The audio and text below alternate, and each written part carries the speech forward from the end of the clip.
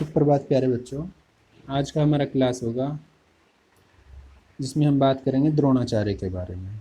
तो द्रोणाचार्य कौन थे, उनका विवाह किससे हुआ, उन्होंने शिक्षा कहाँ प्राप्त की, उन्होंने किन को शिक्षा दी, उनके कौन दोस्त थे, उनके कौन शत्रु थे, इस बारे में जानेंगे सारे चैप्टर में।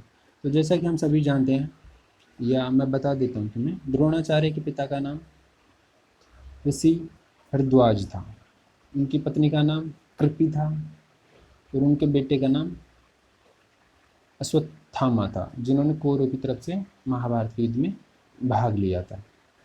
तो अभी हम जानते हैं आगे इस चैप्टर के क्या।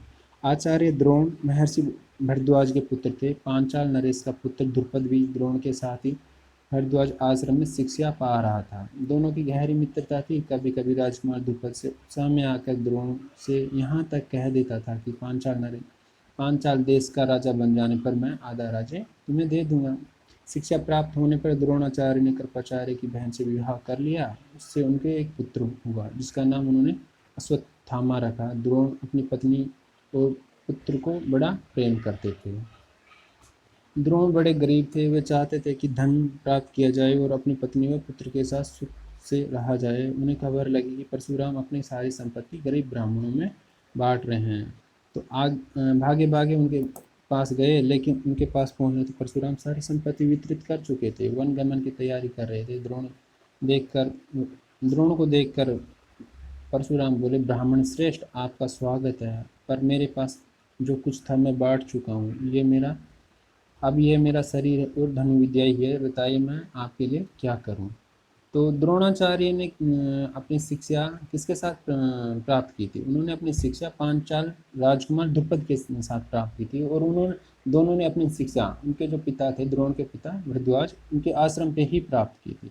तो जब वो शिक्षा प्राप्त कर रहे थे तब दोनों बच्चे थे। और आपको पता है जैसे बच्चों में यही होता है कि एक दूसरे के साथ मित्रता हो जाती है तो एक दूसरे से प्रॉमिस करते हैं। तो सेम ऐसा ही हुआ। तो राजा द्रुपद थे वो कि एक राजा के पुत्र थे। तो उन्होंने द्रोण से प्रॉमिस किया या वादा किया कि जब मैं राजा बन जाऊंगा या पांचाल देश का राजा बन जाऊंगा तब मैं आधा राज्य तुम्हें दे दूंगा। उनकी जब शिक्षा समाप्त हो गई, वो पांचाल चला गया। द्रोण ने भी अपना परिवार बसा लिया तथा उन्होंने शादी कर ली। तो उनकी पत्नी का नाम था कृपि, जो कि कृपाचार्य की बहन थी। और उनके एक पुत्र हुआ जिसका नाम था अश्वत्थामा। पर उनका जो आर्थिक स्थिति था द्रोण का, वो अच्छा नहीं था। इस वजह से वो चाहते थे कि कैसे भी पैसा या धन दौलत ली जाए और एक अच्छा पारिवारिक जीवन बिताया जाए। तो एक बार वो क्या सुनते हैं कि जो परशुराम थे वो कि एक राजा हुआ करते थे, पर बाद में वो सन्यासी बन गए थे। तो सन्यास जब ग्रहण कर रहे थे उससे पहले, या वो जंगल जा रहे थे उससे पहले, वो अपनी धन दौलत ब्राह्मणों को देना चाहते थे। तो ये बात जब द्रोण को पता लगी तो वो भी परशुराम के पास जाते हैं। पर जब तक परशुराम के पास वो पहुंचते हैं तब तक परशुराम अपना सारा धन दौलत दे चुके होते हैं। और जब परशुराम के सामने द्रोण पहुंचते हैं तो वो द्रोण से कहते हैं कि अभी तो मेरे पास मेरी विद्या है और मेरा शरीर है, मेरे पास अब कुछ नहीं है, ये अब नहीं है। तब द्रोण उनसे सारे अस्त्रों के प्रयोग तथा रहस्य सीखने की प्रार्थना की। परशुराम ने यह प्रार्थना स्वीकार कर ली और द्रोण को धनुर्विद्या की पूरी शिक्षा दे दी। कुछ समय बाद राजकुमार द्रुपद के पिता का देहवास हो गया। वह द्रुपद राजगद्दी पर बैठा। द्रोणाचार्य को जब द्रुपद के पांचाल देश की राजगद्दी पर बैठने की खबर लगी तो यह सुनकर वो बड़े प्रसन्न हुए और राजा द्रुपद से मिलने पांचाल देश को चल पड़े। उन्हें गुरु के आश्रम में द्रुपद की लड़कपन में की गई बातचीत याद थी। सोचा यदि आधा राज्य न भी देगा तो कम से कम धन तो जरूर देगा। ये सुन आशा लेकर द्रोणाचार्य राजा द्रुपद के पास पहुंचे और बोले, मित्र द्रुपद, मुझे पहचानते हो ना? मैं तुम्हारा बालपन का मित्र द्रोण हूँ। तो क्या हुआ कि द्रोण को तो पैसा चाहिए था या धन दौलत चाहिए थी जिससे कि उनका परिवार वो चला सके। तो इसी बात को सोच रहे थे तभी उनको एक बात का पता चलता है कि जो पांचाल नरेश थे उनका देहांत हो चुका और जो उनका बेटा था द्रुपद वो अब राजा बन गया है। और द्रुपद जो कि उन्हें बचपन में जिससे जानता था या उनका बचपन का दोस्त था, तो वो वहाँ जाते हैं क्योंकि उन्होंने द्रुपद ने उनसे एक वादा किया था कि मैं जब राजा बनूंगा तो मैं आधा राज्य दे दूंगा। यही सोच के उन्होंने सोचा कम से कम आधा राज्य नहीं तो कुछ तो द्रुपद देगा। यही सोच के वो उनके पास चले जाते हैं, राजा द्रुपद के पास द्रोण। ऐश्वर्य में मदमत हुए राजा द्रुपद को द्रोणाचार्य का आना बुरा लगा। द्रोण का अपने साथ मित्रता से व्यवहार करना और भी अखरा हुआ। द्रोण पर गुस्सा हो गया और बोला, ब्राह्मण, तुम्हारा ये व्यवहार सज्जनोचित नहीं है। मुझे मित्र कहकर पुकारने का तुम्हारा साहस कैसे हुआ? सिंहासन पर बैठे हुए एक राजा के साथ एक दरिद्र प्रजाजन की मित्रता कभी हुई है? तुम्हारी बुद्धि कितनी कच्ची है। लड़कपन में लाचारी कारण हम दोनों को जो साथ रहना पड़ा, उसके आधार पर तुम द्रुपद से मित्रता करने का दावा करने लगे। दरिद्र की धनी के साथ, मूर्ख की विद्वान के साथ और कायर की वीर के साथ मित्रता कहीं हो सकती है? मित्रता बराबरी की हैसियत वालों में होती है। जो किसी राज्य का स्वामी न हो, वो राजा का मित्र कहीं नहीं हो सकता। द्रुपद की कठोर गर्वान्वित्यों को सुनकर द्रोणाचार्य बड़े लज्जित हुए और उनको क्रोध भी बहुत आया। उन्होंने निश्चय किया कि मैं इस अभिमानी राजा का सबक सिखाऊंगा और बचपन में जो मित्रता की बात हुई थी उसे पूरा करके चैन लूंगा। ये वह हस्तिनापुर पहुंचे और अपनी पत्नी के भाई कृपाचार्य के यहाँ गुप्त रूप से रहने लगे। तो द्रोण तो सोच के गए थे कि कुछ धन तो मिलेगा द्रुपद के यहाँ से, पर राजा द्रुपद ने क्या किया? उनका अपमान कर दिया और कहा कि बराबर वालों में ही दोस्ती हो सकती है, कभी वीर और कायर में हो सकती है, कहीं कभी गरीब और अमीर में हो सकती है, नहीं ना। तो ये कहते हुए उन्होंने एक तरीके से द्रोण का अपमान किया। द्रोण को ये बुरा लगा और उन्होंने सोचा कि मैं इस अहंकारी राजा को सबक सिखाऊंगा और मैं इसका बदला लेऊंगा। तो एक रोज हस्तिनापुर के राजकुमार नगर से बाहर कहीं गेंद खेल रहे थे। इतने में उनकी गेंद एक कुएं में जाकर युधिष्ठिर उसको निकालने का प्रयत्न करने लगे, तो उनकी अंगूठी भी कुएं में गिर पड़ी। सभी राजकुमार कुएं के चारों ओर झांक झांक कर देखने लगे, पर उसे निकालने का उपाय उनको नहीं सूझता था। एक कृष्ण वन का ब्राह्मण मुस्कुराता हुआ ये सब चुपचाप देख रहा था। राजकुमारों को उसका पता नहीं था। राजकुमारों को अचरज में डालता हुआ वह बोला, राजकुमारों बोलो, मैं गेंद निकाल दूं तो तुम मुझे क्या दोगे? ब्राह्मण श्रेष्ठ, आप गेंद निकाल देंगे तो कृपाचार्य के घर में आपकी बढ़िया दावत करेंगे। युधिष्ठिर ने हंसते हुए कहा। तब द्रोणाचार्य ने पास में खड़ी हुई सीख उठा ली और उसे पानी में फेंका। सीख गेंद को ऐसे जा कर लगी जैसे तीर, और फिर उस पर इसी तरह लगातार कई सिक्के हुए कुएं में डालते रहे। सिक्के एक दूसरे के सिर पर चिपकती गई। जब आखिर में सीख का सिरा कुएं में बाहर तक पहुंचा तो द्रोणाचार्य ने उसे पकड़कर खींच लिया। गेंद निकल गई। सब राजकुमार आश्चर्य से करतब देख रहे थे। उन्होंने ब्राह्मण की विनती की कि युधिष्ठिर का अंगूठी भी निकाल दीजिए। द्रोण ने तुरंत धनुष चढ़ाया और कुएं में तीर मारा। बलब्रह्म बाण अंगूठी को अपने नोक में लिए ऊपर आ गया। द्रोणाचार्य ने अंगूठी युधिष्ठिर को दे दी। ये चमत्कार देख राजकुमारों को और ज्यादा आश्चर्य हुआ। उन्होंने द्रोणाचार्य आगे आदर पूर्वक सिर नवाया और हाथ जोड़कर कहा, महाराज, हमारा प्रणाम स्वीकार कीजिए और हमें अपना परिचय दीजिए कि आप कौन हैं। हम आपकी सेवा कर सकते हैं, हमें आज्ञा दीजिए। द्रोण ने कहा, राजकुमार, सारी घटना सुनाकर पितामह भीष्म से ही मेरा परिचय प्राप्त कर लेना। तो क्या होता कि द्रोण ने तो ये मन में निश्चय कर लिया था कि मैं द्रुपद को उनके अहंकार का बदला उनसे उनका अहंकार तोड़ूंगा और उनसे उनका जो उन्होंने मेरा अपमान किया उसका बदला ले लूँगा। तो ये बात सोचते हुए क्या करते हैं कि अपने उनका शादी हो चुका था कृपाचार्य की बहन के यहाँ हस्तिनापुर में, तो वो क्या करते हैं, गुप्त रूप से कृपाचार्य के यहाँ रहने लगते हैं। तो एक बार क्या होता है कि जब कौरव और पांडव गेंद खेलने के लिए जंगल में जाते हैं तो उनका गेंद क्या होता है, कुएं में गिर जाता है और वो बार बार कोशिश करते हैं। इसी कोशिश के दौरान क्या होता है, युधिष्ठिर का अंगूठी उसमें कुएं में गिर जाता है।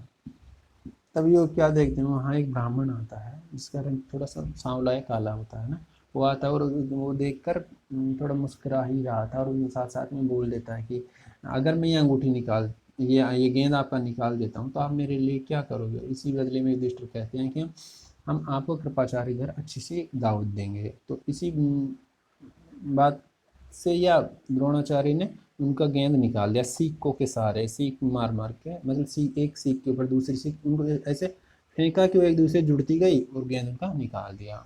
साथ में राजकुमारों ने कहा कि इसमें युधिष्ठिर का अंगूठी भी गिर गया है, वो निकाल दीजिए। तो द्रोण ने वो भी निकाल दिया। पर जब ये सब किया तो राजकुमार इतने अचरज में पड़ गए या इतने आश्चर्यचकित हो गए ये देख कर कि ये इन्होंने किया कैसे। वो उनके बारे में जानना चाह रहे थे। तो उन्होंने कहा कि अगर मेरे बारे में जानना चाहते हो तो ये सारी बातें आप किसे बताना? भीष्म, पितामह भीष्म को बता देना, वो मेरे बारे में आपको बता देंगे। राजकुमार ने जाकर भीष्म पितामह को सारी बात सुनाई तो भीष्म ताड़ गए हो न हो वे सुप्रसिद्ध आचार्य द्रोणी होंगे। ये सोचकर उन्होंने निश्चय कर लिया है कि अब से राजकुमार की अस्त्र शिक्षा द्रोणाचार्य के हाथों पूरी कराई जाएगी। बड़े सम्मान से उन्होंने द्रोण का स्वागत किया और राजकुमार को आदेश दिया कि वे गुरु द्रोण से धनुर्विद्या सीख रहे हैं। कुछ समय बाद जब राजकुमार ने शिक्षा पूरी हो गई तो द्रोणाचार्य ने उनसे गुरु दक्षिणा के रूप में 5 चाल द्रुपद को कैद कर लाने के लिए कहा। उनके आज्ञा अनुसार पहले दुर्योधन और कर्ण ने द्रुपद को राज्य पर धाव बोल दिया, पर आक्रमित द्रुपद आगे न ठहर सके, हारकर वापस आ गए। जब द्रोण ने अर्जुन को भेजा तो अर्जुन ने 5 साल राज्य की सेना को तहस नहस कर दिया और राजा द्रुपद को मंत्री से कैद आचार्य के सामने ला खड़ा किया। द्रोणाचार्य ने मुस्कुराते हुए द्रुपद से कहा, हे राजवीर, डरो नहीं, किसी प्रकार की विपत्ति की आशंका न करो। लड़कपन में तुम्हारी हमारी मित्रता थी, साथ साथ खेले कूदे बड़े उठे बैठे। बाद में जब तुम राजा बन गए तो ऐश्वर्य के मद में आकर तुम मुझे भूल गए और मेरा अपमान किया। तुमने कहा था कि राजा ही राजा की मित्रता कर सकता है, इसी कारण मुझे युद्ध करने में तुम्हारा राज्य छीनना पड़ा, परंतु मैं तो तुम्हारे साथ मित्रता ही करना चाहता हूँ, इसलिए आधा राज्य तुम्हें वापस लौटा देता हूँ। क्योंकि मेरा मित्र बनने के लिए तुम्हें तो राज्य चाहिए, मित्रता तो बराबर की अस्पतालों में हो सकती है। द्रोणाचार्य ने इसे अपने अपमान का काफी बदला समझा और उन्होंने द्रुपद को बड़े सम्मान के साथ विदा किया। इस प्रकार राजा द्रुपद का गर्व चूर हो गया। लेकिन बदले से घृणा दूर नहीं होती। किसी के अभिमान को ठेस लगने पर जो पीड़ा होती है उसे सहन करना बड़ा कठिन होता है। द्रोण ने बदला लेने की भावना द्रुपद के जीवन का लक्ष्य बन गई। उसने कई कठोर व्रत और तप इस कामना से किए कि उसे एक ऐसा पुत्र हो जो द्रोण को मार सके, साथ ही एक ऐसी कन्या हो जो अर्जुन को ब्याही जा सके। आखिर उसकी कामना पूर्ण हुई। उसे धृष्टद्युम्न नाम के एक पुत्र हुआ और द्रौपदी नाम की एक कन्या। आगे चलकर कुरुक्षेत्र रणभूमि में अजय द्रोणाचार्य इसी धृष्टद्युम्न के हाथों मारे गए। तो क्या होता है कि द्रोणाचार्य ने कौरव और पांडव जब राजकुमारों ने द्रोणाचार्य के बारे में यह कहा कि हमारे साथ जंगल में आ जाए, ऐसा हुआ, तो द्रोण भीष्म पितामह को लगा कि वो हो ना हो कौन होंगे, वो होंगे सिर्फ द्रोणाचार्य। तो उन्होंने कहा कि अब आज से अगर राजकुमारों को शिक्षा देगा तो कौन देगा, द्रोणाचार्य। द्रोणाचार्य को बुलाया गया, उनका स्वागत सत्कार किया गया। द्रोणाचार्य ने राजकुमारों को शिक्षा दी। जब शिक्षा पूरी हो गई तो उन्होंने गुरु दक्षिणा में कहा कि आप राजा द्रुपद को मेरे सामने कैद करके लेके आइए। तो इसी के लिए उन्होंने सबसे पहले दुर्योधन और कर्ण को भेजा, पर वो द्रुपद से हार गए और वापस आ गए। उसके बाद उन्होंने द्रोणाचार्य ने अर्जुन को भेजा। अर्जुन ने क्या किया, उनकी सेना को हरा दिया तथा उनको कैद करके द्रोणाचार्य के सामने लाकर उपस्थित किया या प्रस्तुत कर दिया। तो ये बात जब द्रोणाचार्य और के सामने जब वो प्रस्तुत हुए तब द्रोणाचार्य ने कहा कि आप डरने की कोई बात नहीं है, हम आपको मारेंगे नहीं। मतलब उन्होंने अपनी बात कही और कहा कि बस मैं तो आपसे मित्रता करना चाहता हूँ और मैं चाहता हूँ कि जो आपको मैंने आपका जो राज्य जीता है मैं उसे आपको आधा राज्य आपको वापस भी दे दूँ, क्योंकि मित्रता दो बराबर वालों में होती है। और अगर मैं आपका राज्य ले लेता हूँ पूरा तो आपके पास कोई राज्य नहीं रहेगा और आप ना कोई राजा कहलाओगे।